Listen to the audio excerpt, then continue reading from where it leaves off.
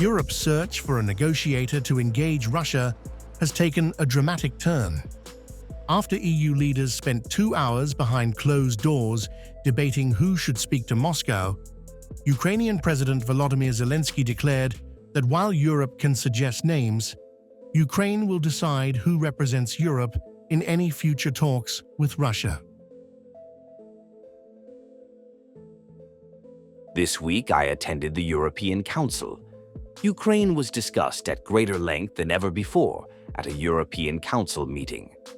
Our entire closed-door discussion lasted 2 hours. We discussed Europe's role in the dialogue with the Russians and what that role should be.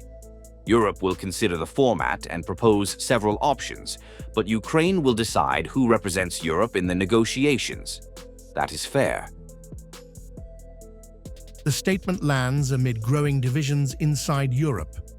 Reports from the Brussels summit say French President Emmanuel Macron and German Chancellor Friedrich Merz oppose opening contacts with Moscow for now and believe the E3 should lead when talks begin. But European Council President Antonio Costa and several other EU leaders reportedly favor establishing dialogue sooner.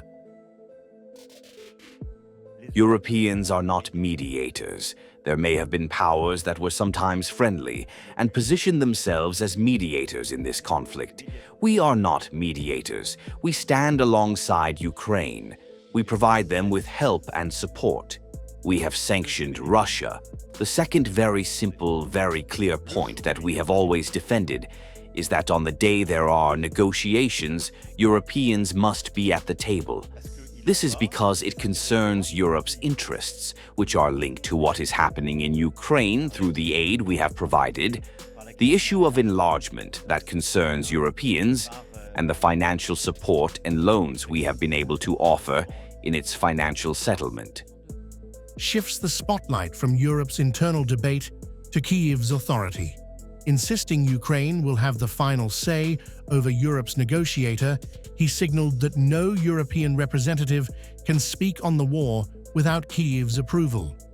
He also revealed EU leaders discussed the security risks facing European countries if Vladimir Putin is not brought to the negotiating table, while expressing hope Ukraine's EU accession talks will advance next month. The emerging fault line is no longer just between Russia and the West. It is also about who speaks for Europe. As Brussels debates the format and leadership of future peace efforts, Kyiv is making one position unmistakably clear. When it comes to negotiations with Moscow, Ukraine intends to have the final word.